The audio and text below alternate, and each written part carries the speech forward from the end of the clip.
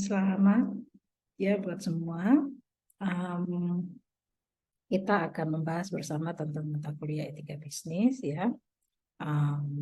Bagi mahasiswa semester 6 ya, selamat sudah sampai di semester 6 dan kita akan bersama-sama membahas tentang etika bisnis ya. Dan nanti akan ada 3 materi yang saya bagikan. Kemudian akan ada 2 pertemuan ya. Kita membahasnya nanti secara offline ya. Baik, saya bersama dengan tim penyusun materi ya, pengampu mata kuliah etika bisnis, dan saya menyusun materi untuk pertemuan 1 sampai dengan 5. Pertemuan selanjutnya akan diisi oleh tim yang lain ya. Baik, materinya ada 5 yang akan kita diskusikan: pengantar etika bisnis, teori etika bisnis, konsep bisnis, good corporate governance, kemudian corporate social responsibility ya, atau tanggung jawab sosial perusahaan ya. Dan untuk materi pertama kita akan membahas tentang pengantar etika bisnis ya.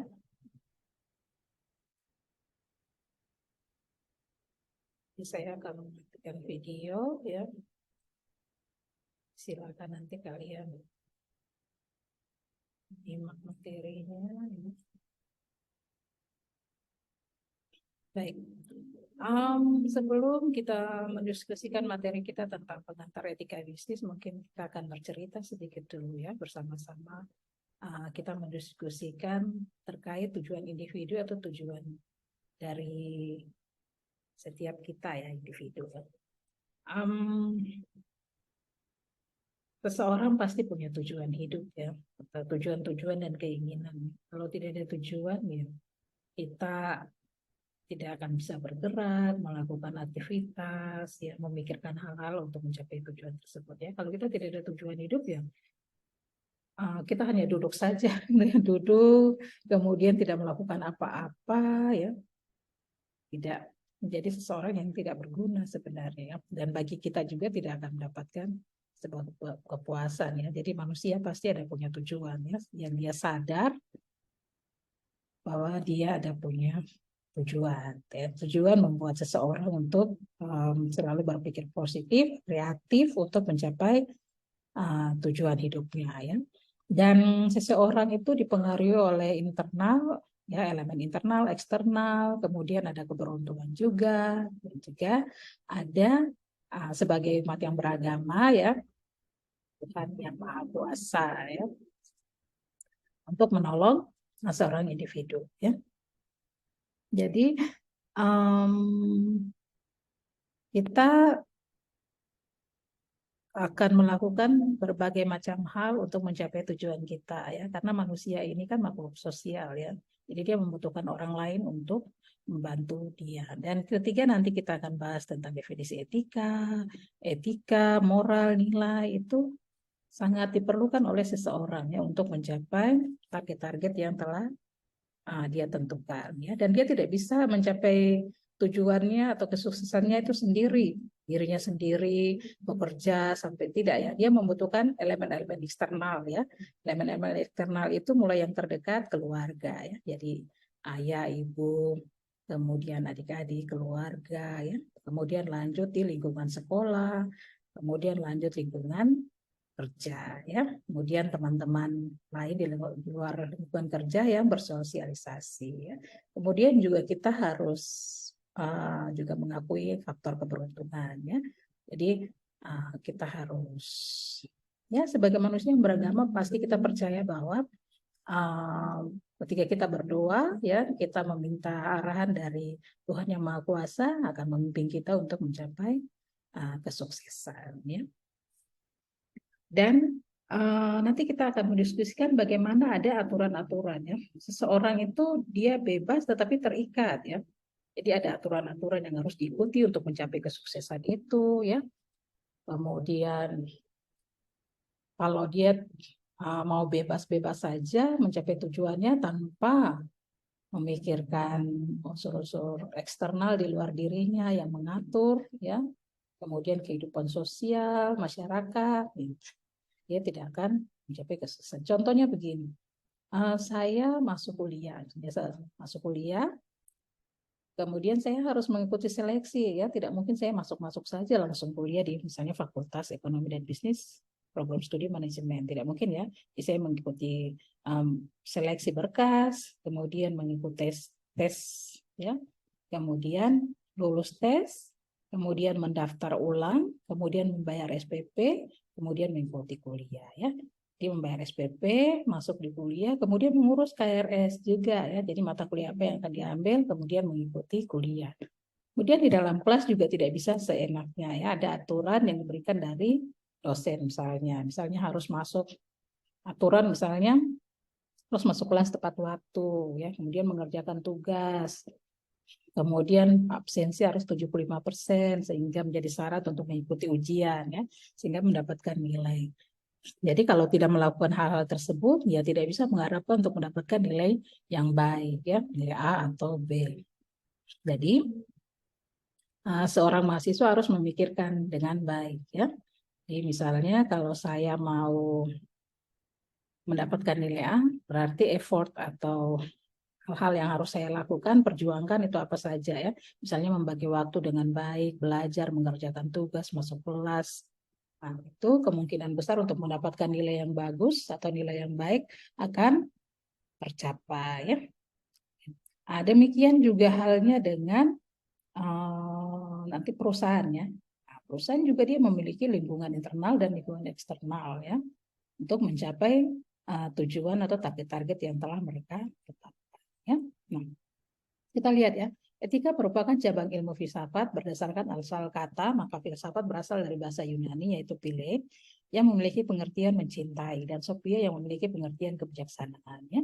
Jadi Ahmad Syari Subair 1990 halaman 7 mengemukakan berbagai macam pengertian filsafat sebagai berikut, ya. Cinta kebijaksanaan, ilmu pengetahuan yang menyelidiki hakikat segala sesuatu untuk memperoleh kebenaran dalam kenyataan, hasil pikiran manusia yang paling dalam, pendalaman lebih jauh dari ilmu lanjut dari ilmu pengetahuan, pandangan hidup, anggapan dasar, bersifat kritis rasional, kritis reflektif, radikal, integral, tidak fragmentaris, universal, ya, kritis, analitis, evaluatif, dan abstraktif, ya.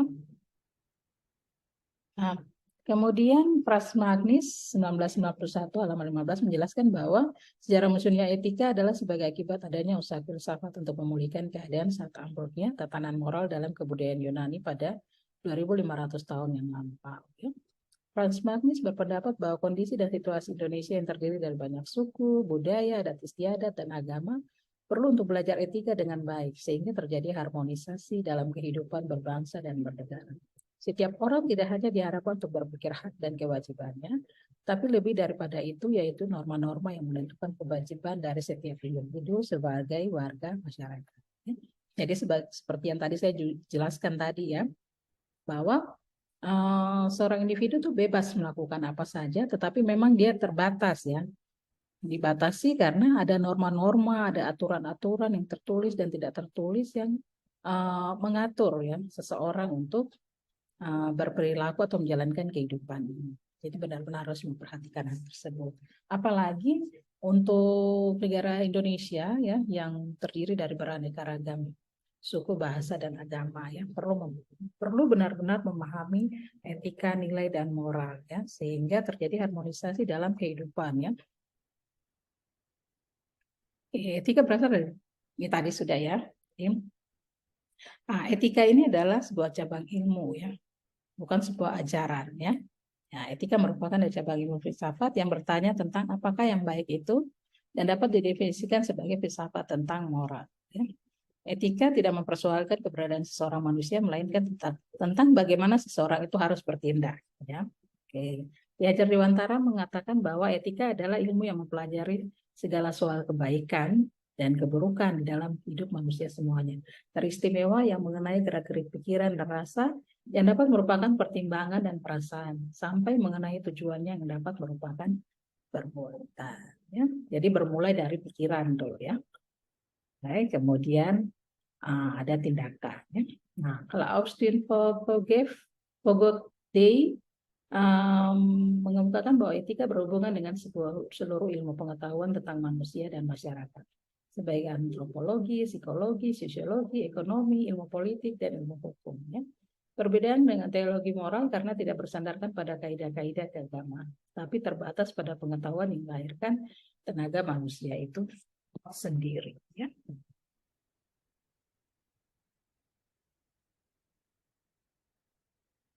Iya, kemudian juga ada Henry Haskell, kemudian Bertels juga ya, kemudian Algernon dan Black ya. Etika adalah ilmu yang mempelajari cara manusia memperlakukan sesamanya dan apa arti hidup yang baik ya.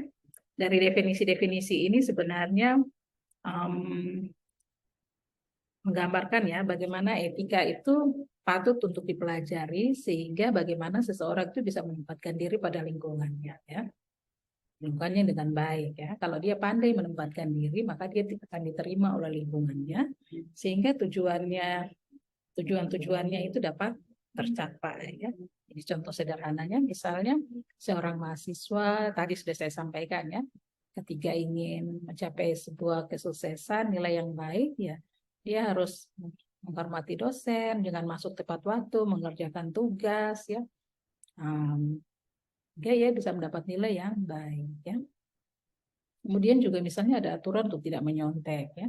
Supaya kan untuk tidak menyontek ya. Kalau menyontek dapat sanksi, nah tidak tercapai tujuan karena ada aturan-aturan yang harus diikuti ya sehingga mencapai kesuksesan ya. Oke. Etika dan moral ya. Etika dan moral berfungsi memberikan arah bagaimana seorang individu melangkah dalam kehidupan ya.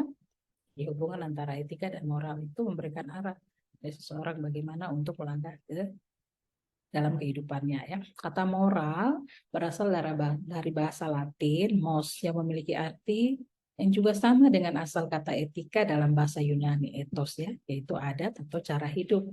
Nah, pengertiannya moral dipakai untuk perbuatan yang sedang dinilai, sedangkan etika dipakai untuk pengkajian sistem-sistem nilai yang ada ya. Atkinson mengungkapkan bahwa moral dan moralitas merupakan pandangan tentang baik dan buruk, benar dan salah, dan apa yang dapat dilakukan. Ya. Jadi moral itu ada panduannya ya, ada yang sehingga seseorang bisa dinilai perbuatannya itu bermoral atau tidak. Ya. Misalnya lewat di depan yang lebih senior, terus tidak memberikan salam misalnya. Ya, lewat saja seperti itu padahal kita kenal ya misalnya. Atau dosen kita ya itu tidak bermoral ya karena kita kenal kemudian lebih tua dari kita ya itu orang tua kita harus memberikan salam ya dengan rasa hormat. Itu aturan itu tidak tertulis ya tapi itu perlu kita lakukan dalam kehidupan sehari-hari ya sehingga seseorang itu bukan saja pintar ya tetapi dia harus juga tingkat kepintarannya itu diimbangi justru ketika dia bisa beretika dengan baik ya, bermoral, seseorang yang bermoral ya, mengikuti nilai-nilai yang ada di dalam masyarakat ya, nilai-nilai positif ya. Oke, kemudian norma. Norma dan nilai memiliki keterkaitan. Norma memiliki pengertian ukuran, garis, pengarah, atau aturan kaidah bagi pertimbangan dan penilaian. Nah, sedangkan nilai memiliki pengertian berguna, mampu, akan, berdaya, berlaku, atau kuat. Nilai berarti kualitas suatu hal yang menjadikan hal itu dapat disukai, diinginkan, berguna, dihargai, terdapat menjadi objek kepentingan. Ya. Jadi norma-norma ada norma yang tertulis, norma tidak tertulis, ya. Norma yang harus kita ikuti, ya, supaya bisa diterima oleh masyarakat. Kemudian tadi itu ya, supaya segala sesuatu kehidupan masyarakat sosial bisa berjalan dengan baik. Dan seseorang individu itu juga kalau mengikuti norma-norma yang ada, dia akan mencapai kesuksesannya dengan baik ya, seperti itu. Kemudian juga ada nilai-nilai ya, nilai-nilai yang nilai agama, nilai adat budaya ya, nilai-nilai yang memang kita harus junjung tinggi ya. Misalnya nilai-nilai yang tergantung di dalam Pancasila misalnya ya.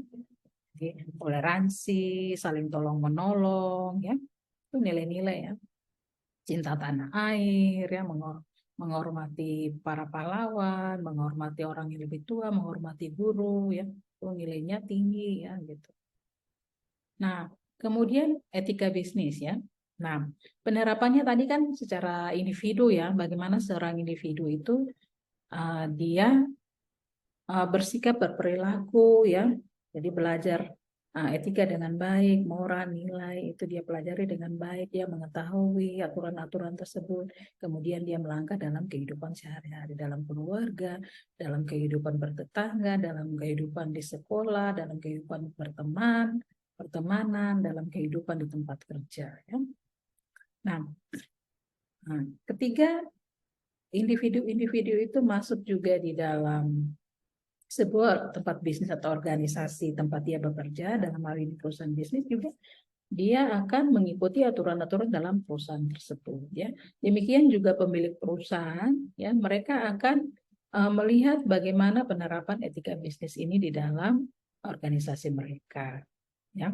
Hal itu perlu, ya, untuk menjaga perusahaan, ya, karena ada terjadi perubahan teknologi, perubahan budaya, ada tuntutan dari lembaga dunia, ada perubahan iklim, kemudian juga ada 3P, ya. 3P itu apa? Ada profit, plan, kemudian people, ya. Jadi perusahaan-perusahaan modern di saat ini dituntut untuk tidak hanya memikirkan profit tidak, ya, tapi memikirkan bagaimana juga untuk masyarakat secara global, kemudian plan, ya, dunia lingkungan hidup, gitu, ya.